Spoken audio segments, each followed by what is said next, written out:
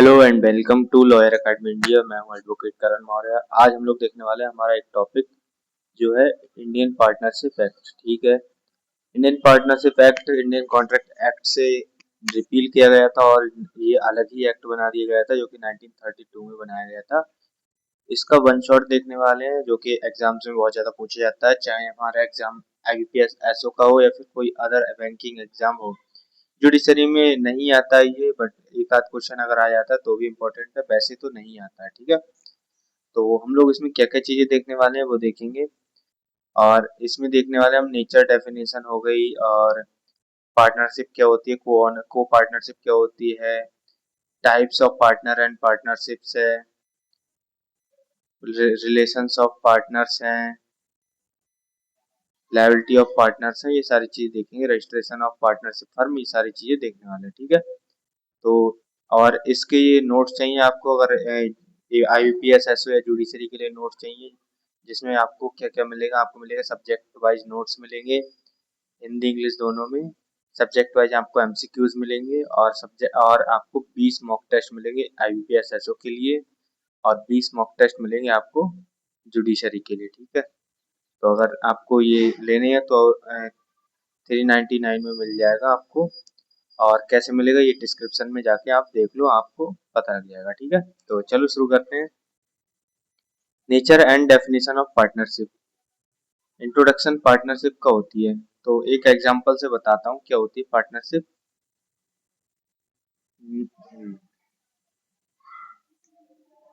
मान लो कि आपके चार दोस्त हैं। ठीक है, ए है, बी है, सी है और डी है। अब क्या हुआ, ए हमारा बिजनेस माइंडसेट का व्यक्ति है, बी भी थोड़ा बिजनेस में रहता है, डी जो है, डी के पापा बिजनेसमैन है, सी जो है, सी के पापा नौकरी करते हैं। ए के पास है 50,000 रुपए, बी के पास 1 लाख रुपए है, डी के पास में है 30,000 रुपए और सी के पास में है 50,000 रुपए। अब क्या करते हैं ये लोग, ये बिजनेस को स्टार्ट करना चाहते हैं और ये सोचते हैं ये अकेले कर नहीं सकता क्योंकि 50,000 रुपए में नहीं होगा। तो ये इन सबसे कहता है कि बी भाई, सी भाई और डी भाई कि यार एक काम करते हैं कि हम लोग मिलकर बिजनेस करते हैं कोई। तो कहते हैं चलो भैया ठीक है, मिलकर बिजनेस करते हैं। तो कहता है यार जितने इतने तुम पर रुपए हैं वो सब दे दो मुझे। तो ये सब कहते हैं ठीक है भैया दे देंगे, लेकिन आप ना हमें शेयर देना प्रॉफिट में, और उस हिसाब से शेयर देना जिस हिसाब से हम पैसे दे रहे हैं। वो कहता है ठीक है भाई, कोई भी दिक्कत नहीं है। तो ये मिलाकर 50-50 1 लाख ये हो जाते हैं, 1 लाख की 2 लाख होगा, 2 लाख और ये 30,000, 2,30,000 रुपए मिलाकर ये अपना बिजनेस चालू कर लेते हैं।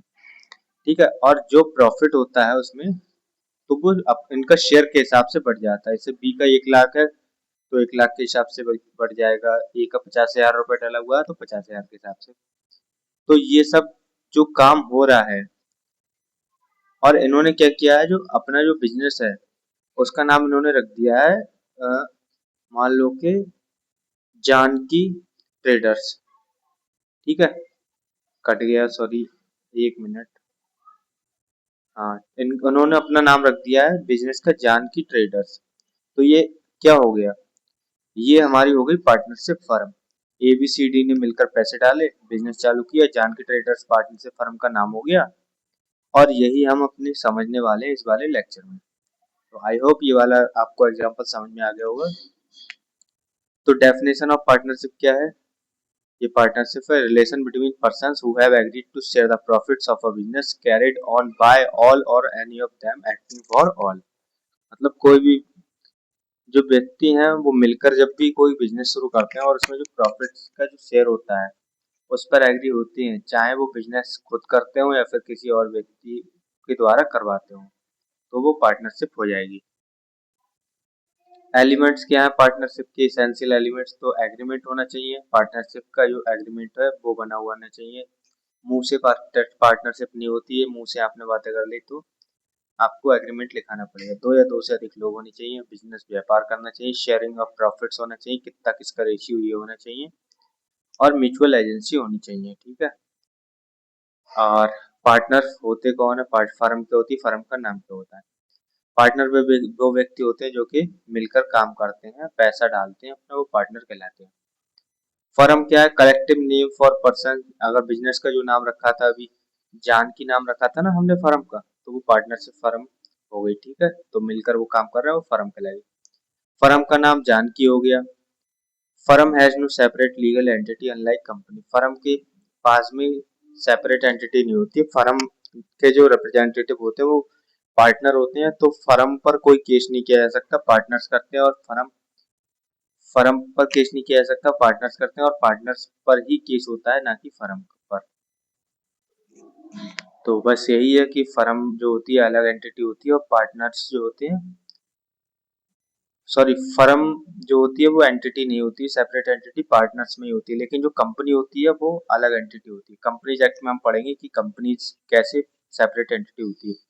ये पार्टनरशिप वर्सेस को ओनरशिप वर्सेस कंपनी का ये चार्ट है, ये देख लेना, इतना इंपॉर्टेंट नहीं है, बस इसकी डिफरेंस वगैरह एक बार आप लोग देख लेना, ठीक है। Partnership not created by status. Partnership arise होती है कॉन्ट्रैक्ट से, ठीक है। आपने बस ऐसे ही कह दिया कि आप जैसे कि कोई पार्टनरशिप फर्म चल रही है, ठीक है। पार्टनरशिप में ए मान लीजिए पार्टनर है। अब ए मर जाता है और ए का जो लड़का है डी, क्या वो पार्टनर बन जाएगा? उसमें नहीं बनेगा। क्यों नहीं बनेगा? जब तक के डी जो है कॉन्ट्रैक्ट में एंटर नहीं करेगा इस फर्म के साथ, तब तक नहीं बनेगा। ऐसे नहीं वो मुंह उठाया और बन गया पार्टनर, बिल्कुल नहीं। आपको सारी चीजें देखनी पड़ेंगी, कॉन्ट्रैक्ट वगैरह लिखना पड़ेगा। और हाँ, ऐसा हो सकता है कि ए का जो शेयर है वो बी को मिलने लगे, वो सारी चीजें। लेकिन पार्टनरशिप में एंटर करने के लिए कॉन्ट्रैक्ट साइन करना पड़ेगा, सारी कंडीशंस दोबारा होंगी, और जो पार्टनर्स हैं दूसरे वो सब इसको एडमिट करेंगे, तब कहीं जाकर ये पार्टनर बनेगा, वरना नहीं बनेगा। और जो हिंदू अनडिवाइडेड फैमिलीज होती हैं वो पार्टनरशिप के अंडर नहीं आती हैं। Mode of determining existence of partnership छोड़ दो, इतना इम्पोर्टेंट नहीं है। Types of partners important point है, याद रख लेना, कई सारे एग्जाम्स में डायरेक्ट क्वेश्चन आ जाता है इससे। एक्टिव पार्टनर क्या होता है? जो कि एक्चुअल पार्टनर कहलाता है, जो एक्टिव पार्ट करता है, ठीक है। जैसे कि ए और ए बी सी डी ने जब पार्टनरशिप बनाई थी, तो सी और डी जो थे वो पार्टनर जो थे, तो लेकिन वो क्या कर रहे थे, वो लोग काम नहीं करते थे फर्म में, वो दूसरा काम करते थे अपना, उन्होंने बस पैसे लगा दिए थे। बी और ए जो थे वो पार्टनरशिप को संभालते थे, काम करते थे, बिजनेस भी करते थे। तो बी, ए और बी जो है वो एक्टिव पार्टनर हो गए। और ये जो है ना डोरमेंट पार्टनर, कैपिटल दिया है लेकिन उन्होंने काम नहीं कर रहे हैं वो, तो वो क्या हो गया, सी और डी हो गए वो साइड स्लीपिंग पार्टनर जिसे बोलते हैं। उन्होंने पैसा तो लगाया लेकिन वो उस फर्म में काम नहीं कर रहे हैं। साइलेंट पार्टनर होते हैं, पब्लिक को नहीं पता होती है, लेकिन वैसे पार्टनर होते हैं, लेकिन आते जाते नहीं, मिलते भी नहीं। नॉमिनल पार्टनर मतलब नाम नाम मात्र के पार्टनर होते हैं, जो कि जो फर्म है उसका नाम ले लेते हैं बस, लेकिन कंट्रीब्यूट वगैरह कुछ नहीं करते। पार्टनर बाय स्टॉफल, इसका एग्जांपल मैं देता हूँ आपको। पार्टनरशिप फर्म बनाई थी ए बी सी और डी ने, ठीक है। ई भाई साहब,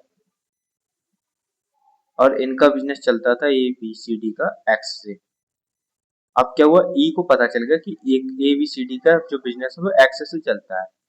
ई गए एक्स के पास और बोले, भाई मैं ना जानकी फर्म से आया हूँ, क्योंकि जानकी हमने नाम रखा था अपने एबीसीडी वालों की फर्म का नाम। तो मैं ना जानकी फर्म से आया हूँ, और मेरे को ना इतना माल चाहिए, और इसका पेमेंट जानकी फर्म देगी, ठीक है।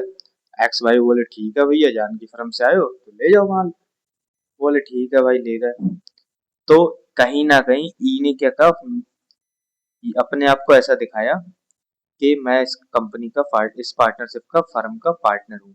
तो ई की जो लाइबिलिटीज हैं, वो लाइबिलिटीज क्या हो जाएंगी, जो ए बी सी डी की लाइबिलिटीज थी सेम वैसी ही हो जाएंगी, क्योंकि उसने खुद को पार्टनर दिखाया।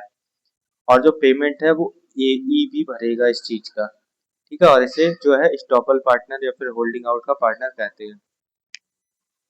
पार्टनरशिप इन प्रॉफिट्स ओनली, ये जो shares profit but not losses, मतलब लॉसेस में शेयर, प्रॉफिट में तो पार्टनर होता है लेकिन लॉसेस में नहीं होता। सब पार्टनर क्या होते हैं, अब partner who shares is on share with other partner, तो फिर हो जाता है ये सब पार्टनर।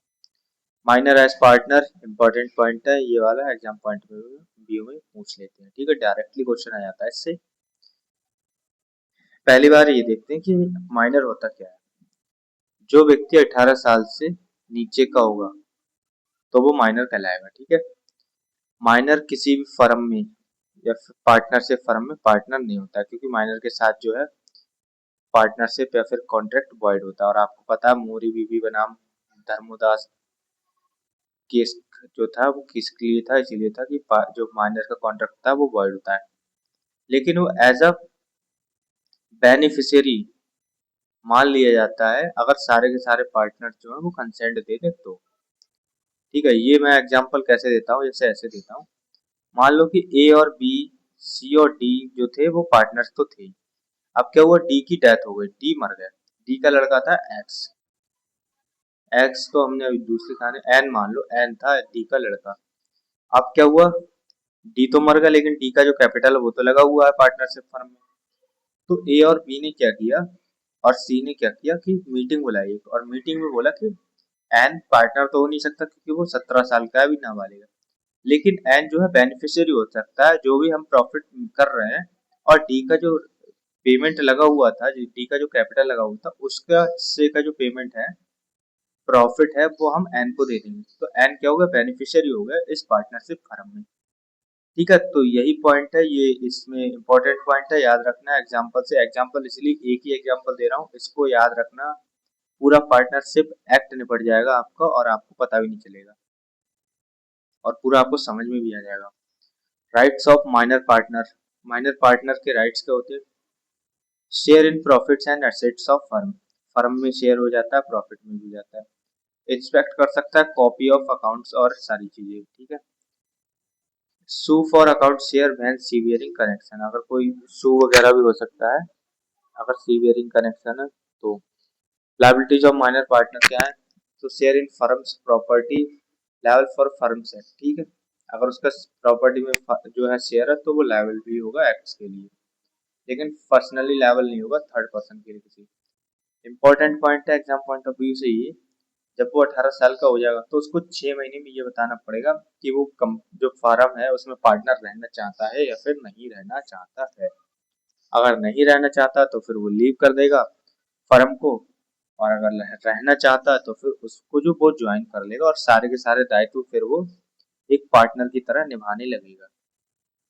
ठीक है, आई होप अंडरस्टैंड हो गया होगा ये। आप पार्टनरशिप कितने प्रकार की होती है, पार्टनरशिप कई प्रकार की होती है, इसमें से पहली है पार्टनरशिप एट विल, मतलब इच्छा अनुसार पार्टनरशिप।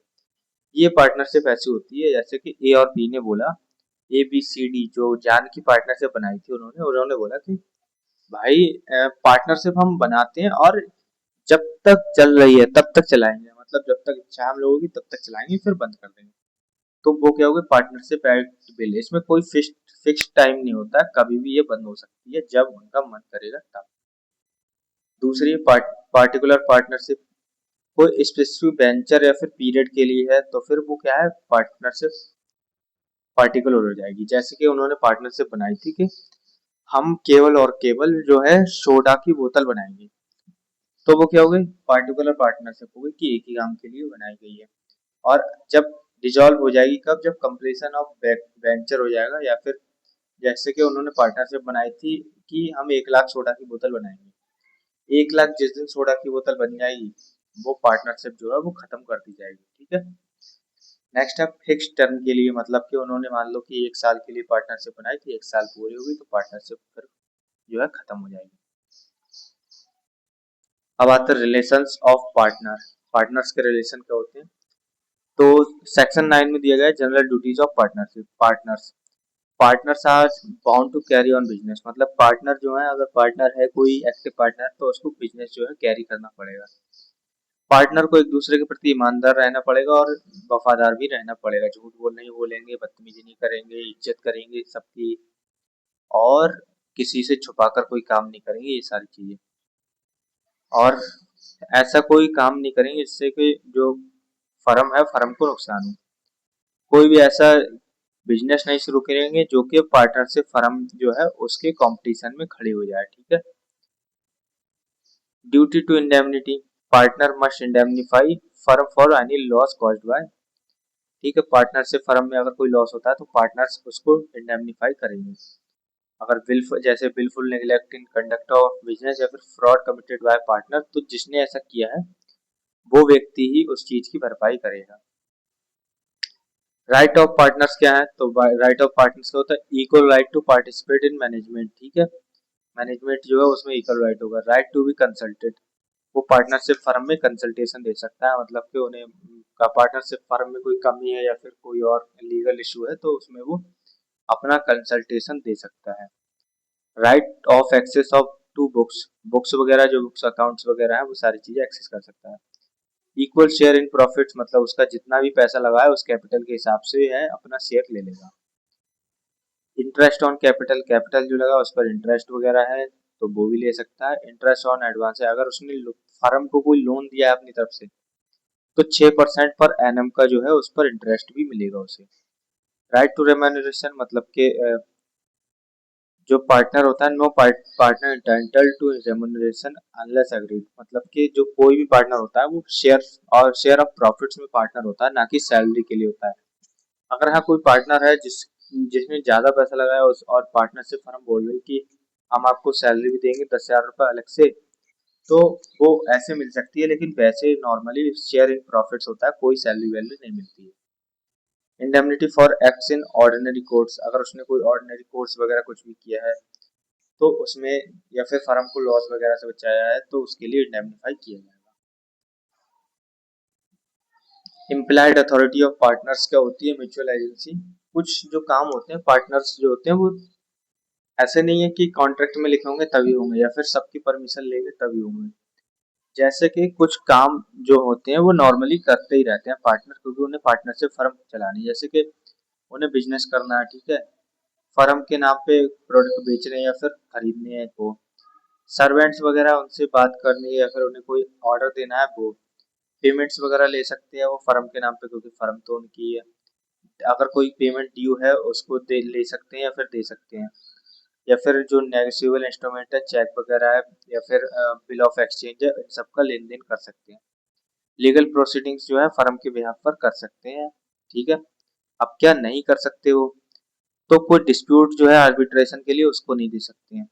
कोई बैंक अकाउंट फर्म के नाम पर नहीं खोल सकते जब तक कि चारों चारों या फिर जितने पार्टनर है टोटल पार्टनर्स एग्री नहीं होते हैं तब तक। कंप्रोमाइज नहीं कर सकते कोई क्लेम या फिर सूट वगैरह।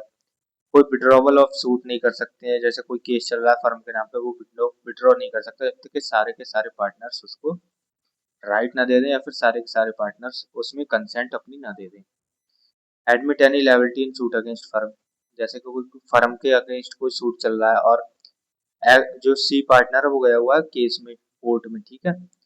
अब कोर्ट ने बोला कि भाई आपने फ्रॉड किया है, क्या आप ये एडमिट करते हो, तो सी नहीं एडमिट कर सकता है जब तक के चारों partner A B C D नहीं होंगे कोर्ट में, तो वो चारों के चारों एडमिट करेंगे, वरना कोई भी एडमिट नहीं करेगा।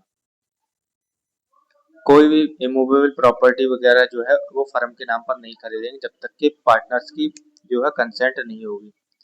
कोई भी जो फर्म की जो प्रॉपर्टी है उसको बेचेंगे नहीं खुद से।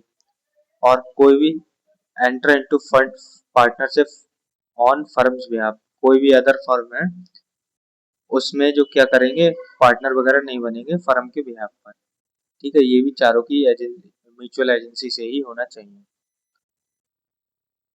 नेक्स्ट पॉइंट हमारा लायबिलिटी ऑफ पार्टनर्स, पार्टनर्स की लायबिलिटीज क्या है, तो लायबिलिटी ऑफ पार्टनर्स क्या होती है, every partner jointly and severally liable for all acts of firm done while he is partner, कोई भी पार्टनर है दो जो फर्म के सारे जो एक्ट होते हैं उन सब के लिए लायबल होता है, अगर उसने कुछ अलग से काम किया है उसके लिए भी लायबल होगा, ठीक है। थर्ड पार्टी जो है सू कर सकती है सारे पार्टनर्स पर या फिर किसी अन्य एक पार्टनर पर जिससे भी उसे दिक्कत है उसको। लायबिलिटी फॉर रॉन्गफुल एक्ट, अगर कोई पार्टनर है गलत काम करता है तो उसके लिए वही लायबल होगा, पार्टनरशिप फर्म लायबल नहीं होगी अगर उसने आउट ऑफ पावर जाकर काम किया है तो।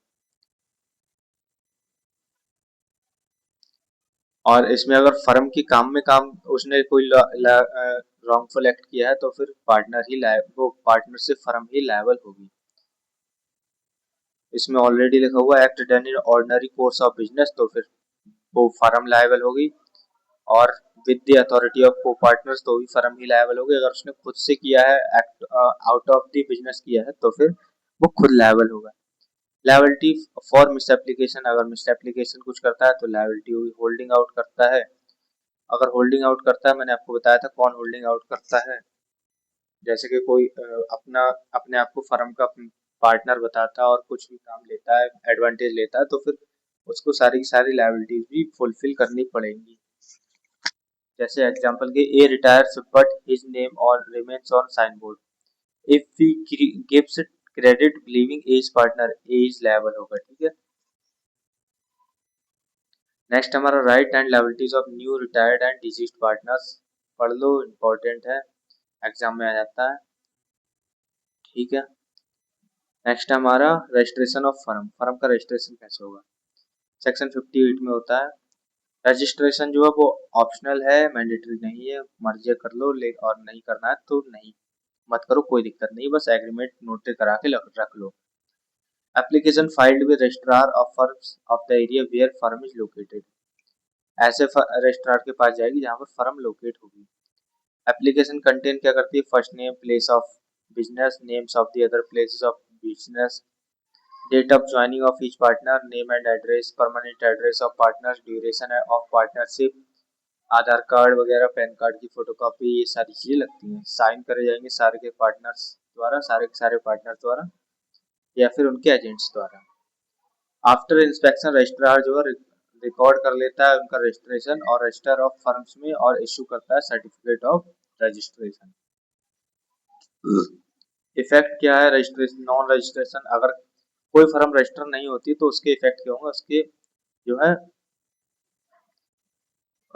गलत साइड क्या है, अगर कोई फर्म रजिस्टर होती है, partner can not sue firm और को पार्टनर्स, ठीक है। फर्म रजिस्टर्ड नहीं है तो पार्टनर एक दूसरे को सू नहीं कर पाएंगे, केस नहीं कर पाएंगे। Firm can not sue third party, जो फर्म हो वो तीसरे व्यक्ति को सू नहीं कर सकती, केस नहीं कर सकती उसके खिलाफ, और कोई कैन क्लेम सेट ऑफ वगैरह का नहीं ले सकती है। एक्सेप्शन क्या है, non registration does not affect, क्या अफेक्ट नहीं करता, तो डिसोल्यूशन ऑफ फर्म जो है उसका जो राइट है उसको खत्म नहीं करता है ये। अकाउंट्स ऑन डिसोल्यूशन ये भी खत्म नहीं कर सकता। प्रॉपर्टी वगैरह को जो है पेमेंट वगैरह रह गया उसको खत्म नहीं करता है। Official assignee receiver to realise property of insolvent person, कोई इंसॉल्वेंट पर्सन हो गया उसकी जो प्रॉपर्टी वगैरह रियलाइज करने के लिए उसको ये खत्म नहीं कर सकता है राइट को। एनी सूट और claim not exceeding 100 in value, तो इसको भी खत्म नहीं करता है, ठीक है। Alteration in firm and name and place, तो सेक्शन 60 से 63 में है। Change in firm name place nature of business, तो रजिस्ट्रार जो होता है उसको नोटिफाई करना पड़ेगा। Closing of place of business, तो मस्ट भी नोटिफाई, इसमें भी नोटिफाई करना पड़ेगा। अगर कोई कॉन्स्टिट्यूशन है या फिर जैसे कि न्यू या फिर रिटायरिंग पार्टनर है या फिर कोई अन्य एंट्री हो रही पार्टनर की, तो भी नोटिफाई ये भी करना पड़ेगा। अगर नोटिफाई करने में फेल होते हो तो कॉन्सिक्वेंसेस क्या होंगे, non registration for change matter, मतलब कि जो फर्म है वो रजिस्टर नहीं रहेगी, उसको डिलीट कर दिया जाएगा रजिस्टर के ऑफिस से। डिसोल्यूशन ऑफ फर्म कैसे होते हैं, जो पार्टनरशिप होती है उसका आखिरी अंत, मतलब कि पार्टनरशिप को एंड करने का जो प्रोसेस होता है उसे डिसोल्यूशन ऑफ फर्म कहते हैं। फर्म के एग्जिस्टेंस का खत्म हो रहा है, जैसे कि डिसोल्यूशन के बाद एसेट जो होते हैं डिस्ट्रीब्यूट होते हैं, लायबिलिटीज सेटल होती है, अकाउंट्स बंद हो जाते हैं, ये सारी चीज होती है जब डिसोल्यूशन ऑफ फर्म हो जाता है।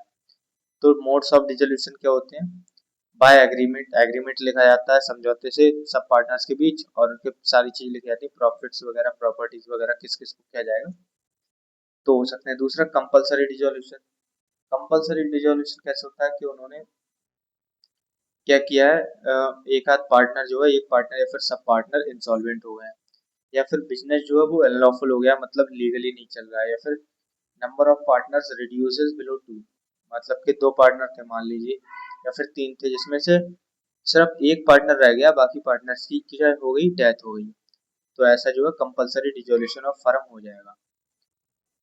बिजनेस बिकम्स अनलॉफुल का एग्जांपल देता हूँ कि मान लो कि दो चार लोग थे, चार ने मिलकर जो है शराब बनाने की फैक्ट्री खोली पार्टनरशिप फर्म में। अब क्या हुआ, सरकार ने शराब बैन कर दी, तो पार्टनरशिप फर्म तो चल नहीं कर सकती क्योंकि अब शराब बनेगी नहीं, तो ये है कंपलसरी डिसोल्यूशन हो जाएगा इसका। ऑन हैपनिंग ऑफ कंटिजेंसी, कोई कंटिजेंसी हो गई है, जैसे कि कंप्लीशन ऑफ स्पेसिफिक वेंचर हो गया, या फिर एक्सपायरी ऑफ फिक्स टर्म हो गया, ये सारी चीजें हो गई, या फिर डेथ ऑफ पार्टनर हो गए, इंसॉल्वेंसी ऑफ पार्टनर हो गई, तो फर्म जो है डिजॉल्व हो जाएगी।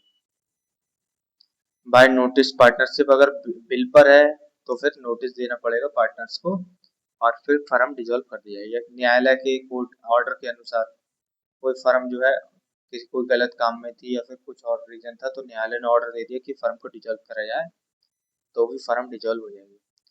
तो डिजोल्यूशन बाय कोर्ट कैसे होती है, तो वो होती है हमारी सेक्शन 44 में, बहुत इंपॉर्टेंट पॉइंट है, याद रख लेना। आ जाता है इंसैनिटी, परमानेंट इनकैपेसिटी, मिसकंडक्ट हो गया, पार्टनरशिप पार्टनर्स के द्वारा ब्रीच ऑफ एग्रीमेंट हो गया, ट्रांसफर ऑफ इंटरेस्ट हो गया, लॉसेस अधिकतर हैं, या फिर जस्ट एंड इक्विटेबल। तो अगर इतने पॉइंट्स हैं, अगर इनमें से कुछ आता है तो जो है न्यायालय इसको फर्म को बंद करने का ऑर्डर दे सकती है। एक क्वेश्चन मैं आपसे एक पूछना चाहूंगा, रियल लाइफ में आपने किसी फर्म का नाम सुना है, या फिर आपके किसी रिलेशन में या फिर फैमिली में कोई पार्टनरशिप फर्म चल रही है? अगर चल रही है तो उसका नाम बताओ कमेंट में, और कौन चला रहा है वो भी बताओ, ताकि आपको एक रियल एग्जांपल पता चले। कॉन्सिक्वेंसेस ऑफ डिसोल्यूशन क्या है, तो लायबिलिटी कंटिन्यूज रहती है आफ्टर डिसोल्यूशन, डिसोल्यूशन होने के बाद भी लायबिलिटी जो कंटिन्यू रहती है। राइट टू बाइंड अप हो जाता है फर्म का, continuing authority after dissolution, return of premium और प्रीमेच्योर डिसोल्यूशन। इंपॉर्टेंट नहीं है, इसको छोड़ दो। Order of payment on dissolution, तो ये इंपॉर्टेंट है। पेमेंट जो है डिसोल्यूशन के बाद कैसे कैसे चलता है। पहली प्रायोरिटी मिलती है डेट्स टू थर्ड पार्टीज, जो थर्ड पार्टीज के क्रेडिटर्स होते हैं उन्हें पहला प्रायोरिटी मिलती है। दूसरा पार्टनर्स को मिलती है। तीसरा रिटर्न ऑफ पार्टनर्स का कैपिटल जो होता है वो मिलता है उन्हें। दूसरा रेजिड्यू जो रिमेनिंग रहता है वो प्रॉफिट के शेयरिंग में जो है, प्रॉफिट शेयरिंग में जो है रेशियो में बढ़ जाता है। बाकी गुडविल, इनकमिंग पार्टनर और मिसलेनियस ये है। गुडविल क्या होती है, फर्म की रेपुटेशन जो कस्टमर्स को अट्रैक्ट करती है, गुडविल कहलाती है। ये इंटेंजिबल एसेट्स होता है। ऑन डिसोल्यूशन गुडविल में बी सोल्ड सेपरेटली फॉर और along with other assets, goodwill को सेल किया जा सकता है, ठीक है। Buyer of goodwill can use firm's name, can represent himself as successor. अरे ऐसे समझ लो कि मान लो कि जानकी फर्म जो बनाई थी आपने, अब वो फर्म बंद हो गई, मान लीजिए किसी भी रीजन से बंद हो गई, जो मैंने रीजन आपको बता दी उनमें से किसी में बंद हो गई। जानकी पार्टनरशिप नाम की तो फर्म अभी है, उसकी रेपुटेशन भी अच्छी थी, प्रॉफिट भी आ रहा था, तो ये जो जानकी पार्टनरशिप है ना, ये जो नाम है, जो पार्टनर्स है वो किसी तीसरे पर्सन को किसी दूसरी फर्म को बेच सकती हैं। अब वो फर्म फिर इसके बाद में इसका यूज करने लगी, क्योंकि इसकी जो गुडविल है, इसकी रेपुटेशन है जानकी पार्टनरशिप फर्म की, वो उसको यूज करेगा दूसरा कोई व्यक्ति जब वो खरीद लेगा तब। Restaurant of trade after dissolution important नहीं है, रहने दो। आउटगोइंग पार्टनर भी इंपॉर्टेंट नहीं है। इंपॉर्टेंट मिसलिनियस प्रोविजंस हैं, ज्यादा इंपॉर्टेंट नहीं, छोड़ दो। एमसीक्यूज प्रैक्टिस करेंगे, और एमसीक्यूज हमारे कई सारे हैं और इसको हम प्रैक्टिस करेंगे ताकि हमारा जो है रिवीजन हो जाए, ठीक है। Partnership is defined under which section of partnership act, कौन से सेक्शन में डिफाइन की गई, तो सेक्शन 4 में डिफाइन की गई। इंपॉर्टेंट क्वेश्चन है, एग्जाम में आ जाता है, याद रखना। और रिपीटेड क्वेश्चन है ये, तो पीवाईक्यू एक तरीके से समझ सकते हो इसको। दूसरा, which is the most essential element that distinguishes partnership from co-ownership, तो म्यूचुअल एजेंसी जो है वो करती है distinguish.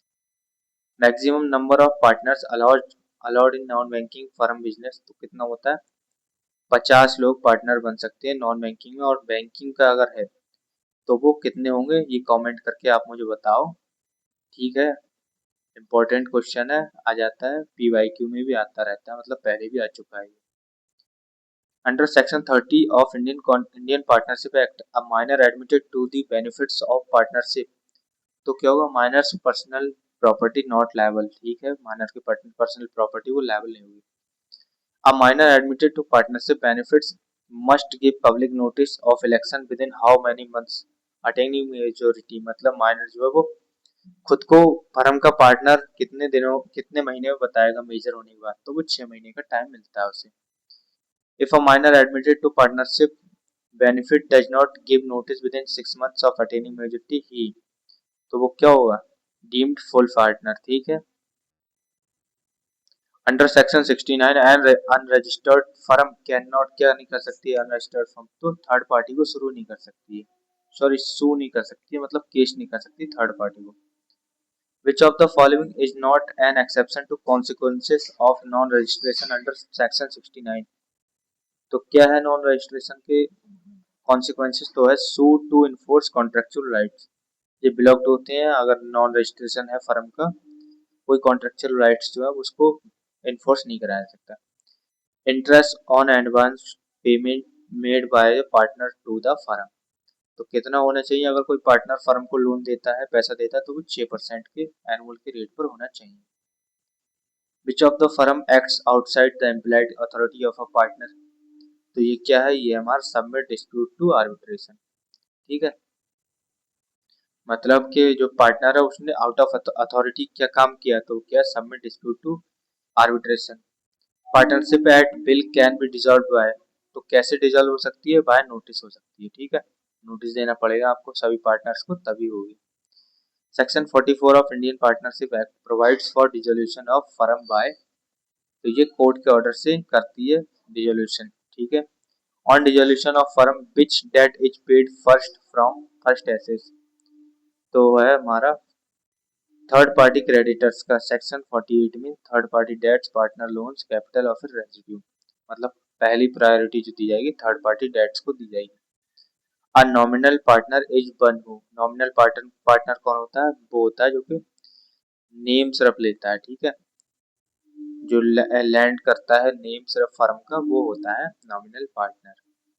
Liability of partners for firm debt under section 25 क्या है, तो जॉइंट एंड सेवरल है।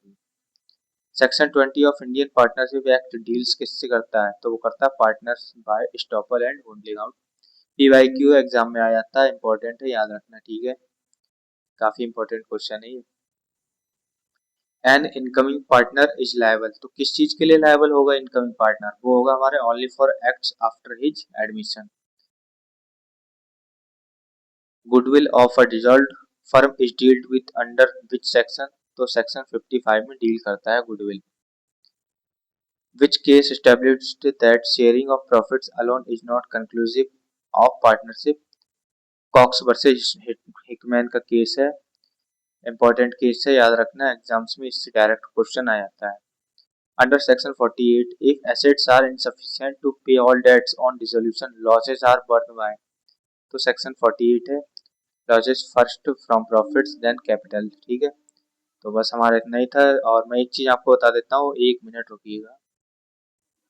तो दोस्तों ये है हमारा कंप्लीट लॉ का प्रिपरेशन का बंडल, जिसमें आपको मिलने वाले नोट्स मिलेंगे सब्जेक्ट वाइज सभी के लिए, हिंदी इंग्लिश दोनों में। दूसरा एमसीक्यूज मिलेंगे आपको सब्जेक्ट वाइज, चाहे आप जुडिशरी की तैयारी कर रहे हो या फिर आईबीपीएस एसओ की या फिर एआईबी की।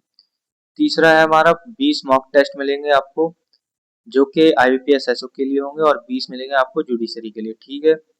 तो ये सब आपको क्या मिले के लिए, कैसे मिलेगा, क्या मिलेगा इसमें, तो ये मैंने बता दिया कैसे मिलेगा। ये 399 रुपीज में मिलेगा, आपको ये स्कैन करना है क्यूआर, या फिर स्कैन नहीं होता तो ये इस नंबर पर आपको पेमेंट कर देना है, और पेमेंट करने के बाद आपको मेरे को स्क्रीनशॉट भेजना है। स्क्रीनशॉट के बाद में आपको 1 से 2 घंटे में सारा का सारा मटेरियल प्रोवाइड करा दिया जाएगा, ठीक है।